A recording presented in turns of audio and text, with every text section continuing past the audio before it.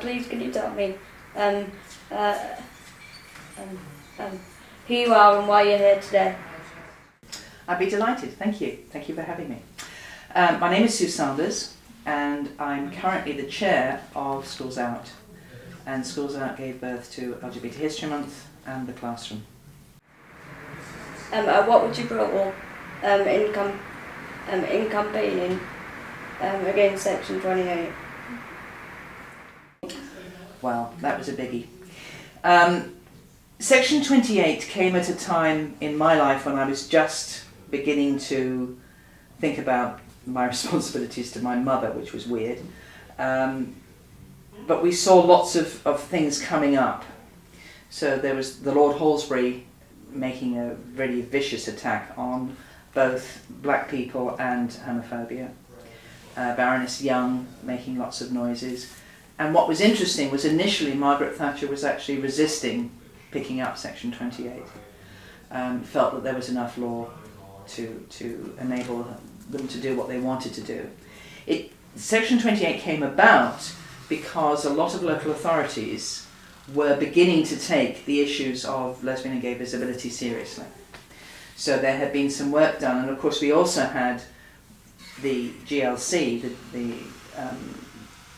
Greater London Council, and the Inner London Education Authority, being led by Ken Livingstone and Francis Morell, very much seeing the need to look at the visibility of all the oppressed groups. So there was a women's group, there was a black group, and there was an LGBT group within London. And it was a really problematic tension between what was going on one side of the river with the GLC and the other side of the river with the Houses of Parliament in Westminster. So there was massive tension between the Labour Council and the Tory national government. There was a whole load of nonsense about Jenny Lives with Eric and, goddess I've forgotten, but anyway, it's a book which was claimed to be in schools. It never was in schools. It was a very interesting little book which had photographs of Jenny with her two male parents, and one photograph which everybody who were against it got very up in arms about, with Jenny in bed with the two guys. And lots of parents have mornings where everybody piles into the bed and has breakfast together and etc. Not a big deal. But people were very uptight about this and thought this book, it was presented as if this book was in schools. It never was, it was in a teacher's resource. And it was part of the process of discussing being inclusive about all the different groups that there are in the world and in the country, and being inclusive of LGBT people. So, pre the election, Baroness Young, Halsbury and others were saying that they wanted to stop the promotion of homosexuality in schools. Come the election, and Thatcher was saying don't worry about it. After the election, Thatcher wanted to do some things, and clearly a deal was made, and Young's desire for a Section 28, as it became, was agreed to. So we became very aware of the need to challenge it and to work against it. So I, as a teacher, was working with Paul Patrick and others in London to do it. I also knew Jill Spraggs, who was up in Leicester, and she was doing lots of important things in Leicester, and there were other areas around the country who were beginning to sort of challenge it.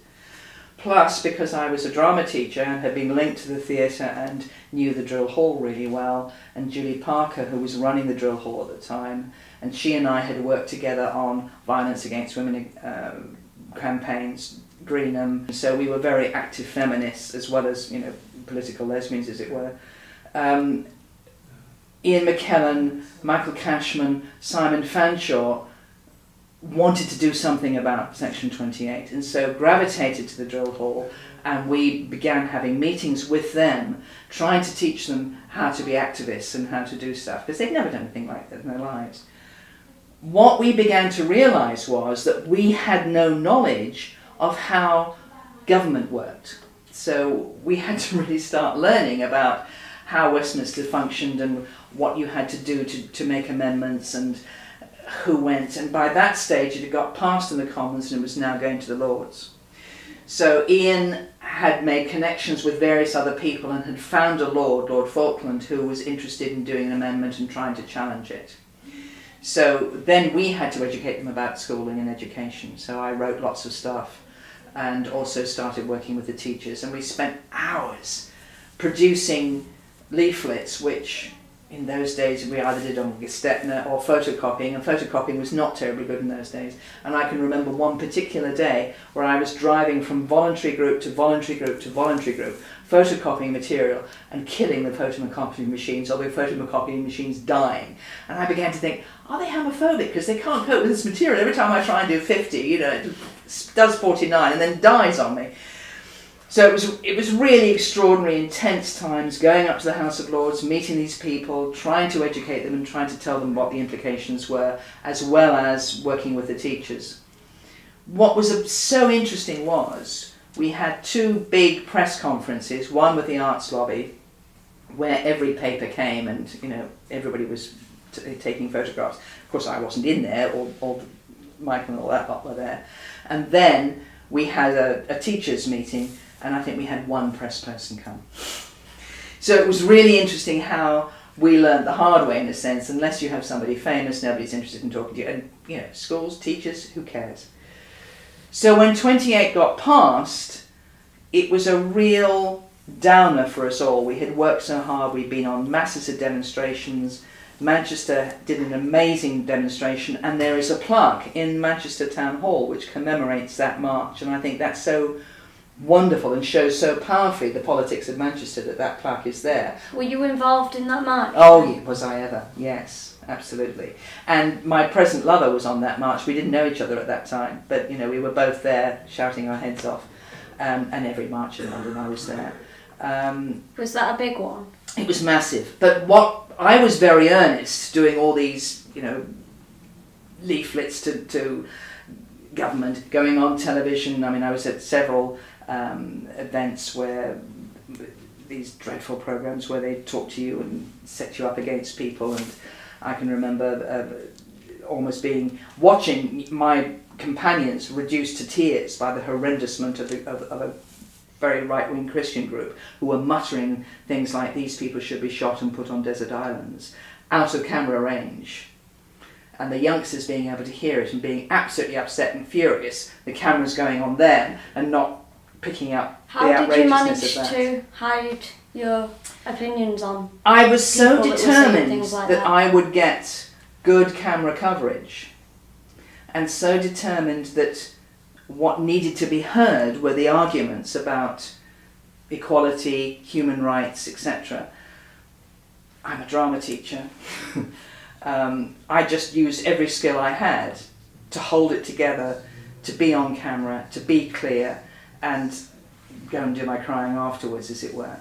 But it was hard. It was hard work. There's no two ways about it. I mean, the Phil Donahue show came, and Ian McKellen and Michael Cashman were on stage, and I was in the audience.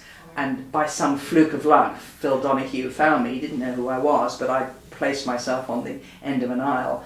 And he asked me something, and I just stood up, and I got 5 minutes. It was just phenomenal. He just didn't take the cameras off me, and he kept and we went to lunch afterwards, and Ian said, I thought I was on the Sue Sanders show.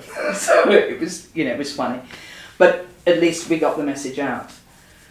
But 28 had the most amazing effect on making the unions wake up, making a lot of our heterosexual allies wake up. So although it was horrific, and although we had, from 88 to 2003, and the effect it had in schools was appalling, and of course it never should, because by then we'd had the local management of schools, which actually ironically meant Section 28 had no effect.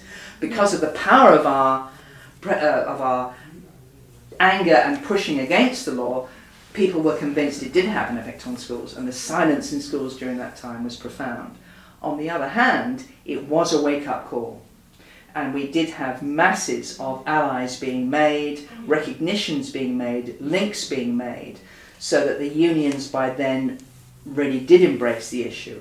When you remember that Schools Out back in 74 was set up because the unions weren't interested in supporting lesbian and gay teachers, by the time Section 28 has been passed, the unions are solidly working and supporting and recognising the human rights of lesbian and gay, bisexual, trans teachers. So, like anything, out of horrendousment can come some good. In no way do I celebrate Section 28. It was the most appalling and vicious law.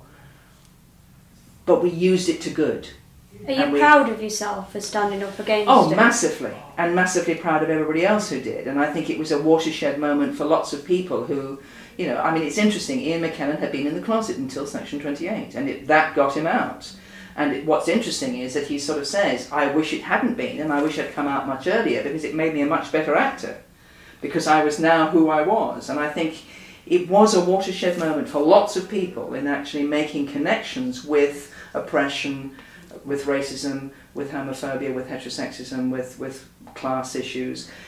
A lot of things began to make sense as people began to recognise what this government was doing in challenging as an oppressed group and making links with Nazis and what had been done then.